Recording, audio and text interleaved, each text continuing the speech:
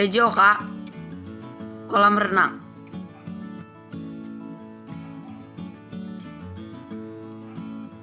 Tata tertib di kolam renang. Hal-hal yang harus dilakukan sebelum berenang. Berikut hal-hal yang harus dilakukan sebelum berenang. Lakukan pemanasan bertujuan untuk mencegah terjadinya kejang otot di waktu berenang. Setelah melakukan peregangan, mandilah terlebih dahulu dengan air pancuran yang disediakan atau mandilah di pancuran air yang telah disediakan sebelum masuk ke kolam renang.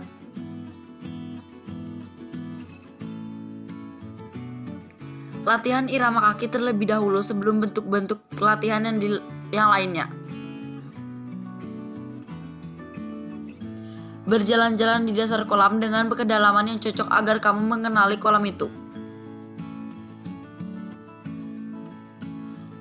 Hal-hal yang harus dilakukan setelah berenang.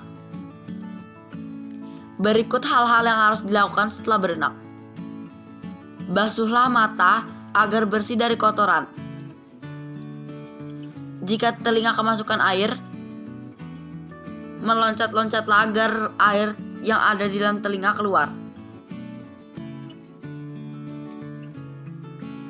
Keringkan pakaian renang di tempat yang teduh. Istirahatlah yang cukup. Makanlah yang cukup. C.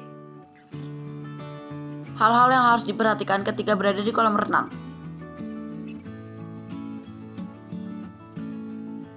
Berikut hal-hal yang harus diperhatikan. Jangan berenang di bagian kolam yang dalam sebelum kamu mahir berenang. Jangan mendorong teman-teman di pinggir kolam renang. Dilarang meloncat dari pinggir kolam renang di mana banyak orang berkumpul. Jangan meloncat di kolam renang yang dangkal dengan posisi menukik.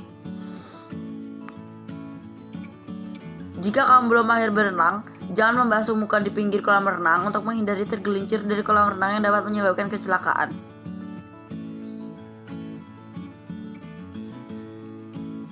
Pengetahuan tentang makanan sehat. Arti makanan sehat. Makanan sehat adalah makanan yang memenuhi syarat kesehatan dan jika dimakan tidak menimbulkan penyakit serta keracunan.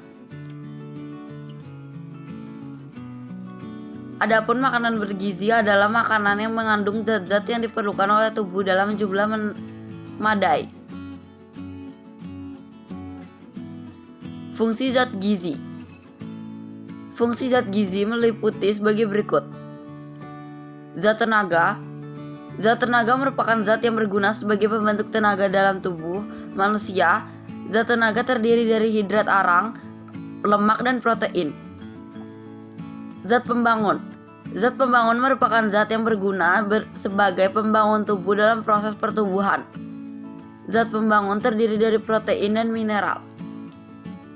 Zat pembangun. Zat pembangun merupakan zat yang berguna sebagai pembangun tubuh dalam proses pertumbuhan. Zat pembangun terdiri dari protein dan mineral. Zat pengatur. Zat pengatur merupakan zat yang berguna sebagai penyeimbang dalam tubuh. Berikut contoh-contoh zat pengatur meliputi hidrat arang, lemak, protein, mineral, vitamin, dan air.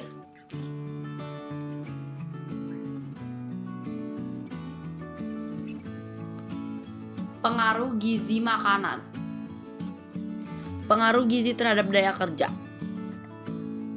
Manusia sehat memiliki tubuh yang dapat berfungsi dengan baik dan dalam jaringan-jaringan tubuhnya cadangan zat gizi yang cukup untuk mempertahankan kesehatannya.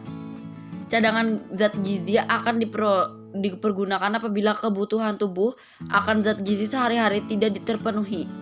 Sebaliknya, jika konsumsi zat gizi berlebihan, kelebihan tersebut akan ditimbun dalam jaringan-jaringan tubuh dalam batas-batas tertentu.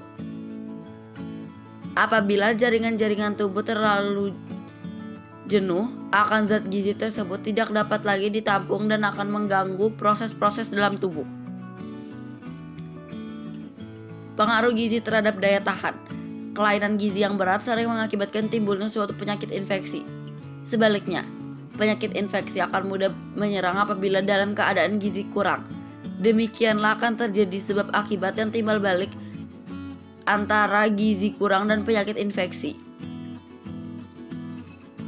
Pengaruh gizi terhadap pertumbuhan jasmani dan mental. Gizi kurang yang timbul pada masa kanak-kanak, selain akan menyebabkan gangguan pertumbuhan jasmani, juga akan menyebabkan gangguan perkembangan mental. Seorang yang menderita gizi kurang pada masa anak-anak, setelah mencapai dewasa tubuhnya tidak akan mencapai tinggi yang seharusnya dapat dicapai. Selain itu, jaringan-jaringan ototnya pun kurang dapat berkembang. Selain menyangkut pertumbuhan fisik, tingkat kecerdasan anak juga akan terpengaruh. Hal ini disebabkan oleh perkembangan jaringan otak hanya berlangsung sejak anak masih dalam kandungan sampai dengan umur lebih kurang 4 tahun.